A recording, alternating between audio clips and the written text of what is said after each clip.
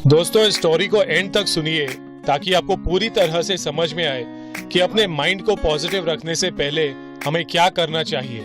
एक राजा था जिसके 4 घोड़े थे जो बिल्कुल ही अनट्रेन्ड घोड़े थे। इन घोड़ों को कोई भी ट्रेन नहीं कर पाया। राजा ने कहा जो भी इन घोड़ों को ट्रेन कर सकेगा उन्हें एक बहुत बड़ा इनाम मिलेगा। लेकिन जैसे ही कोई भी घोड़े को हाथ लगाता, घोड़ा उसे खींचकर फेंक देता। बहुत लोगों ने कोशिश की और कई लोगों के हड्डियां भी टूट गए। एक दिन एक जवान आदमी आया और उसने कहा मैं इन घोड़ों को ट्रेन कर सकता हूँ। राजा ने उस आदमी से कहा कि बहुत लोगों ने कोशिश की है और उन्होंने अपनी हड्डियां भी तोड़वा दी है, लेकिन कोई भी अब तक सफल नहीं हुआ है उन्हें ट्रेन करने में। उस आदमी ने फिर भी कहा कि मुझे पूरा यकीन है कि मैं इन घोड़ों को ट्रेन कर सकता हूँ। उस आदमी ने कहा लेकिन मेरी एक शर्त है, इन घोड़ों को मैं अपने पास ही रखूंगा जब तक ये पूरी तरह से ट्रेन नहीं हो जाते। और राजा ने उसकी बात मान ली। हफ्ते निकल गए, महीने निकल गए और 1 साल निकल गया, लेकिन वो आदमी वापस नहीं आया। राजा ने कहा इन घोड़ों को अब भूल जाओ क्योंकि ये अब कभी वापस नहीं आएंगे।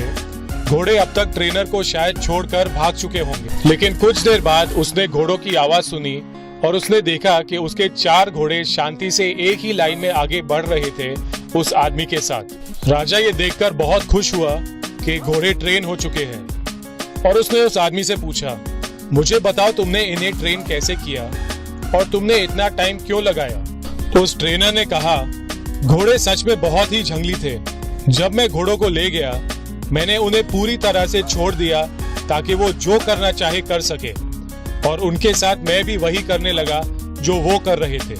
जब वो भागते तो मैं भी उनके साथ भागता था, जब वो सोते थे तो मैं भी उनके साथ सोता था, जब वो खाना खाते थे तो मैं भी उसी वक्त अपना खाना खाता था। इसी तरह से घोड़े सोचने लगे कि मैं उनके साथ एक 5वां घोड़ा हूँ। कुछ समय बाद मैंने घोड़ों की पीठ पर सीट रखा, लेकिन उन्हें पसंद नहीं आया और उन्होंने सीट खींचकर निकाल दिया। लेकिन लगातार कोशिश करने के बाद धीरे धीरे उन्हें सीट की आदत पड़ गई।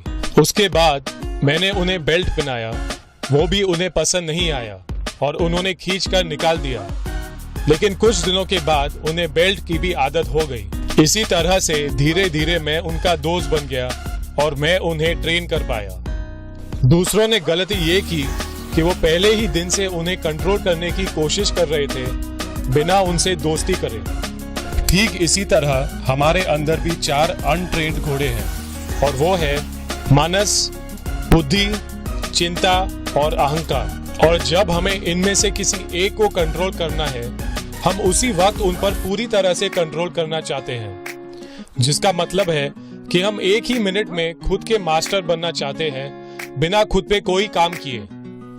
हम इन 4 घोड़ों को बहुत जल्दी कंट्रोल करना चाहते हैं और यही वजह है कि हम अपने आप पे कंट्रोल नहीं कर पाते। इन 4 घोड़ों में से एक घोड़ा हमसे जब भी कहता है आओ बैठकर घोड़सवारी करते हैं, और जैसे ही हम घोड़े पर बैठते हैं घोड़ा हमें गिराकर फेंक देता है। और फिर गिराने के बाद कोई दूसरा घोड़ा फिर से हमसे कहेगा आओ मेरी पीठ पर बैठो, और फिर से हमें गिरा देगा।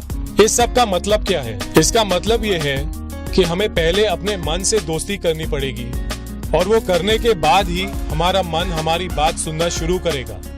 जब तक हमने अपने मन से दोस्ती नहीं की है, हम हमेशा ही स्ट्रगल करते रहेंगे अपने मन के साथ।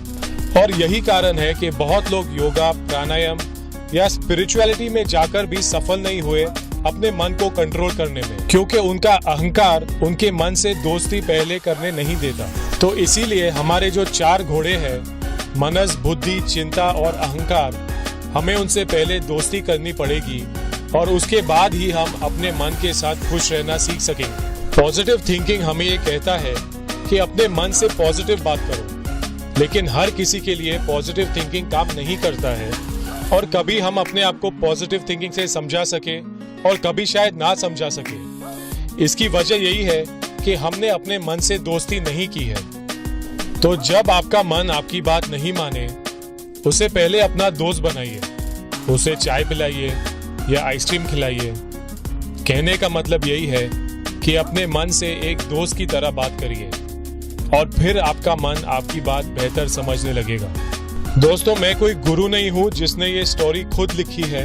ये मैंने सुना है स्वामी निरंजनंदा के लेक्चर में, जो मैंने आपके साथ शेयर किया है। उम्मीद है कि आपको ये वीडियो पसंद आया होगा और आप इस कहानी को याद रखेंगे। अगर आपको ये कहानी पसंद आई है तो मेरा एक छोटा सा रिक्वेस्ट है, इस वीडियो को शेयर करिए। वीडियो देखने के लिए थैंक यू वेरी मच।